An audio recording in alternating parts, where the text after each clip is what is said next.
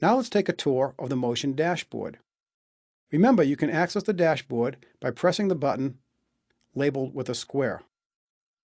First, you'll see a dialog box that says Dashboard Launching.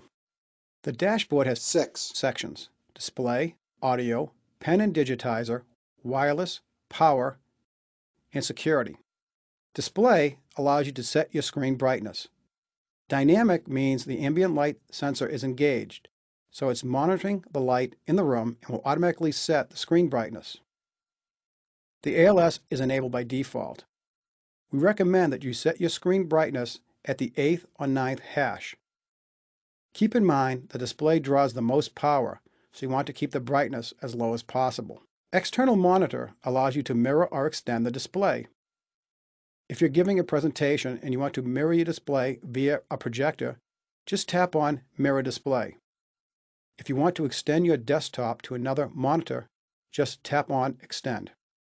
Under the Audio section, here's your speaker volume.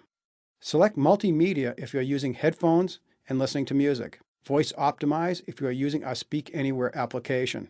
External speakers, obviously if you have speakers attached to the tablet PC. In the Microphone section, you can actually configure the microphone array to perform beam focusing or configure an audio cone to capture your voice in a narrow, medium, or wide angle. So I would select narrow angle to capture just my voice in my office.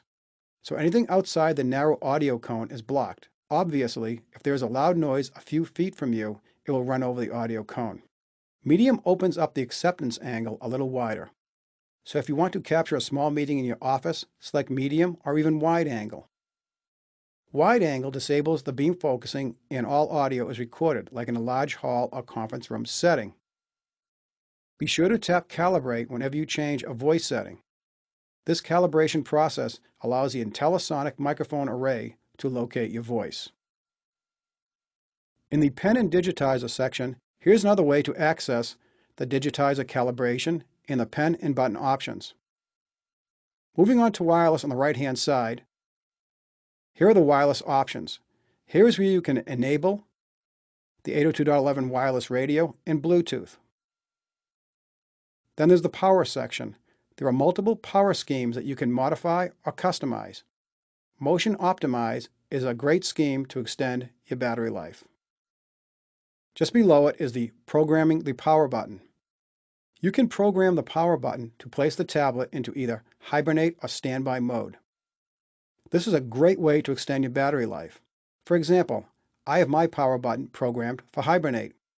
When I leave a client site, I can just hold down the power switch for a second. Any application that is active is written or saved to disk, and the tablet is powered off. When I arrive at my next appointment, I just press, hold, and release the power button and the tablet will resume Windows and any previously active application is restored.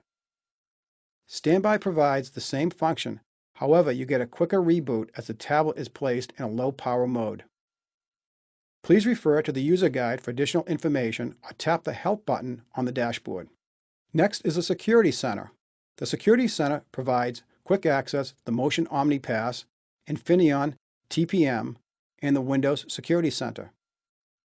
For example, you would set up the Motion OmniPass fingerprint reader from here. We also have a Classic versus Category view. This is the Classic view of the dashboard. You can switch to Category by tapping on the Maximize Restore button. Maximize will bring up the dashboard. Restore will bring up the Category view.